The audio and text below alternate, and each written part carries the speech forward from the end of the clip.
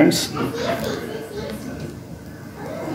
First fry பண்ணி வச்சுருந்தா பச்சை மிளகா அதை அப்படியே உள்ளே போட்டுருங்க. ஓகே,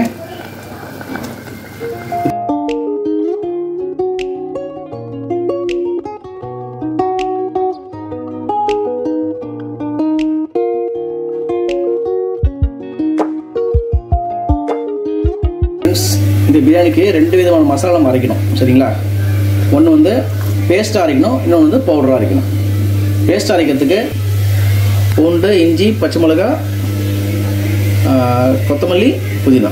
சரிங்களா, பாருங்கள் அளவு 1/2 கிலோ தான் நான் ரைஸ் எடுத்திருக்கேன். இது வந்து பிளெயின் எம்டி பிரியாணி தான் இது.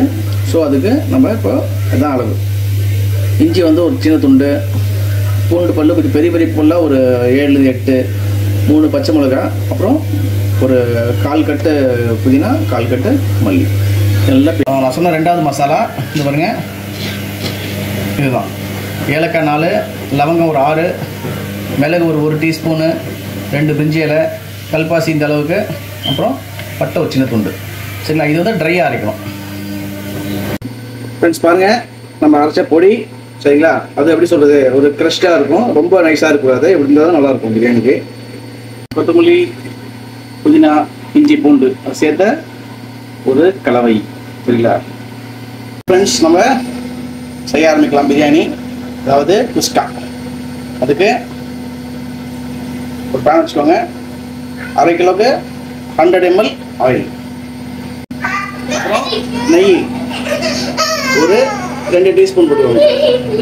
ஓகே, எண்ணெய் நெய் லைட்டாக காஞ்ச உடனே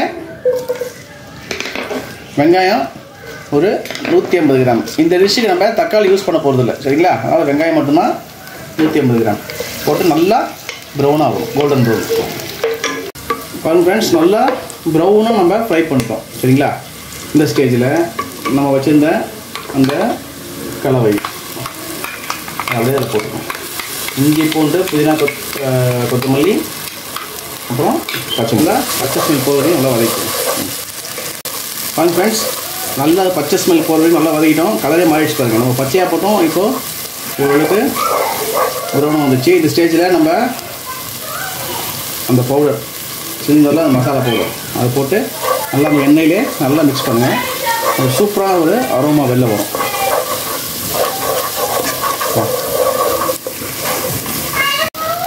இந்த மசாலா நல்லா பச்சை ஸ்மெல் போனதுக்கப்புறம் நம்ம ஒரே ஒரு டீஸ்பூன் தயிர், ஓகே, ஒரு 50 கிராம் தயிர் அவ்வளோதான் போட்டு அதையும் நல்லா ஒரு தொக்கு பார்த்துக்கு நல்லா வதக்கிக்கணும்.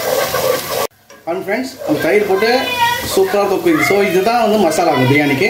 இந்த ஸ்டேஜில் நம்ம 1க்கு 1.5 அப்படின்ற கணக்கில் தண்ணி ஊற்றுறோம். சரிங்களா, அதாவது 1 கப் அரிசினா 1.5 கப் தண்ணி. ஓகே, தண்ணி லைட்டாக கொதிக்கிட்டோம். அதுக்கப்புறம் நம்ம உப்பு போடணும். ஃப்ரெண்ட்ஸ், நல்லா கொதிக்க ஆரம்பிக்குது. இந்த ஸ்டேஜில் தேவையான உப்பு. ஸோ ரைஸுக்கும் இதுக்கும் சேர்த்து கரெக்டாக போட்டுக்குவோம். ஓகே ஃப்ரெண்ட்ஸ், உப்பு போட்டு ஒரு நிமிஷம் கொதிக்க விட்டோம். இந்த ஸ்டேஜில் நம்ம வச்சுருந்த 1/2 கிலோ சீரகசம்பா ரைஸு. சரிங்களா, இந்த ஸ்டைல் பிரியாணிக்கு சீரகசம்பா ரைஸ் தான் நல்லாயிருக்கும். பாருங்க ஃப்ரெண்ட்ஸ், அரிசியும் தண்ணியும் ஈக்குவலாக வந்துச்சு. இந்த ஸ்டேஜில் நல்லா சீம் பண்ணிட்டு துணி மேலே அப்படி போட்டுட்டு அது மேலே இந்த மூடியை போட்டு டைட்டாக மூடிடுங்க. ஓகே, கரெக்டாக ஒரு 20 மினிட்ஸ் நல்லா தம் ஆகட்டும். ஃப்ரெண்ட்ஸ், 20 மினிட்ஸ் ஆகிடுச்சு. இந்த ஸ்டேஜில் நம்ம தம்மை பிரிச்சிடலாம். ஓகே, பாருங்கள், சூப்பராக ரெடி ஆகிடுச்சு. அப்படியே கட்டிடலாம். சரிங்களா, ரைஸும் சூப்பராக வெந்துடுச்சு. பாருங்கள் ஃப்ரெண்ட்ஸ்,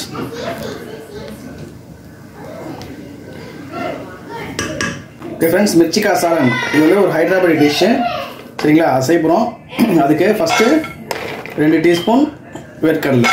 இது வந்து ஹைதராபாடி டிஷ்ஷாக இருந்தாலும் நம்ம ஸ்டைலுக்கு கொஞ்சம் நான் மசாலாலாம் கொஞ்சம் சேஞ்ச் பண்ணி நான் உங்களுக்கு டிஃப்ரெண்ட் டேஸ்ட்டில் நான் இன்றைக்கி செய்ய போகிறேன். சரிங்களா, ஃபஸ்ட்டு இதை நல்லா க்ரன்ச்சியாக ஃப்ரை பண்ணிக்கோங்க.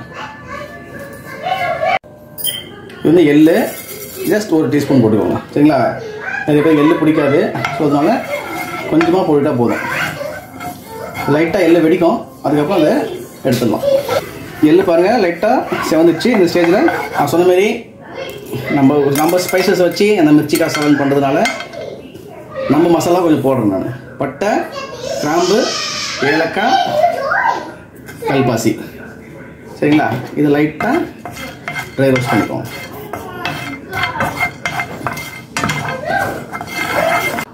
கூடவே ஒரு 1/4 மூடியில் தேங்காய் எடுத்துகிட்டு நல்லா கட் பண்ணிவிட்டு அதையும் அந்த மசாலா கூட ரோஸ்ட் பண்ணிக்குவோம்.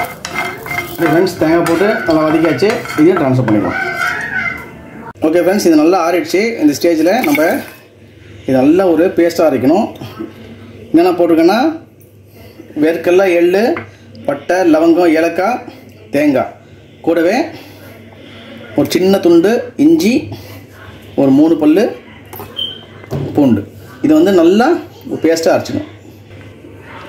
ஓகே, இப்போ மிர்ச்சிக்காய் சாலன் இதுக்கு வந்து நம்ம ஃபஸ்ட்டு என்ன பண்ணணும், இது மாதிரி ஒரு கீரல் போட்டு இந்த உள்ள இருக்க விதையை எடுத்துடணும். சரிங்களா? விதையை ஃபஸ்ட்டு கம்ப்ளீட்டாக எடுத்துடணும். அப்போ வந்து உங்களுக்கு இந்த காரம் இருக்காது. ஸோ எல்லா மிளகாயிலையும் நிறைய வெள்ளை விதையை எடுத்துடணும். ஓகே ஃப்ரெண்ட்ஸ், மிர்ச்சிக்காய் சாலன் செய்கிறதுக்கு ஃபஸ்ட்டு ஒரு ஸ்டவ்வில் ஒரு பாத்திரம் வச்சாச்சு.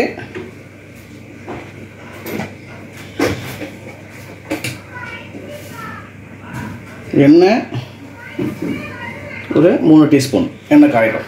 ஓகே, இப்போது நம்ம அந்த மாதிரி ஸ்லிட் பண்ணி வச்சுருந்த பச்சை மிளகாய் ஃபஸ்ட்டு போடணும். சரியா? போட்டு லைட்டாக ஃப்ரை பண்ணணும். பாருங்க ஃப்ரெண்ட்ஸ், பச்சை மிளகாய் நல்லா பொரிஞ்சிடுச்சு. இந்த ஸ்டேஜில் அதை எடுத்துடலாம். சரியா? ஸோ பச்சை மிளகாய் வந்து அந்த எண்ணெயை நம்ம கொஞ்சம் ஃப்ளேவர். ஓகே, இப்போது அதே எண்ணெயில் ஒரு 2 மீடியம் சைஸ் வெங்காயம். சரிங்களா? நல்லா வெங்காயம் நல்லா பொன்னிறமாக பொரிய வரையும் நல்லா வதக்கணும். ஓகே, வெங்காயம் லைட்டாக பொன்னிறமாக பொதினோடனே நம்ம தக்காளி போட்டு நல்லா மேஷ் ஆக வரைக்கும் அதை நல்லா வதக்கணும். சரியா? ஒரு மீடியம் சைஸ் தக்காளி. ஓகே, தக்காளி லைட்டாக குழைய வந்து வதங்கிடுச்சு. இந்த ஸ்டேஜில் ரெட் சில்லி பவுடர் ஒரு 1 டீஸ்பூன் அந்த எண்ணெயிலே நல்லா வதக்கணும். சரிங்களா? அப்புறம் வந்து அந்த கலரும் சூப்பராக வரும் நம்மளுக்கு. ஓகே ஃப்ரெண்ட்ஸ், மிளகாத்தூள் வந்து எண்ணெயில் நல்லா வதங்கிடுச்சு. இந்த ஸ்டேஜில் நம்ம பேஸ்ட் பண்ணி வச்சுருந்த அந்த வேர்க்கடலை மசாலா. சரிங்களா? அது போட்டுக்கோங்க. போட்டு நல்லா மிக்ஸ் கொடுங்க. இது இந்த தண்ணி அப்படியே நம்ம அதில் ஊற்றணும் கழுவிட்டு. ஓகே ஃப்ரெண்ட்ஸ், நான் அதை அந்த ஜாரில் அப்படியே கழுவி அந்த தண்ணி அப்படியே ஊற்றினா கொஞ்சம் லூஸாக தான் இருக்கணும். ஏன்னா வேர்க்கடலைன்னு போது கொஞ்சம் அதுவே கொதிக்கும் திக்காகும். தேவையான உப்பு. சரிங்களா? போட்டுட்டு நல்லா கொதிக்க விடுங்க. பச்சை ஸ்மெல் போக வரைக்கும் கொதிக்கும். ஓகே, நல்லா கொதிச்சிச்சு. இந்த ஸ்டேஜில் நம்ம இந்த ஃபஸ்ட்டு ஃப்ரை பண்ணி வச்சோம்ல பச்சை மிளகா, அதை அப்படியே உள்ளே போட்டுருங்க. ஓகே, இது ஆக்சுவலாக எப்படி சொல்கிறது, நிறைய போடுவாங்க. ஸோ நான் வந்து நம்ம அந்தளவுக்கு நம்மளுக்கு காரம் வேணாம்னு சொல்லிட்டு தான் நான் வந்து ரொம்ப போடல. இன்னும் ஒரு 2 நிமிஷம் அப்படியே கொதிக்க விடுங்க.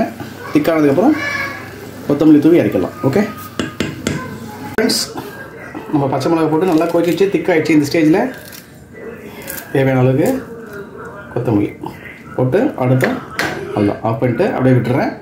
எண்ணெய் அப்படியே தனியாக மேலே பிரிஞ்சு வரும். அதுக்கப்புறம் நம்ம பிரியாணி கூட சர்வ் பண்ணலாம்.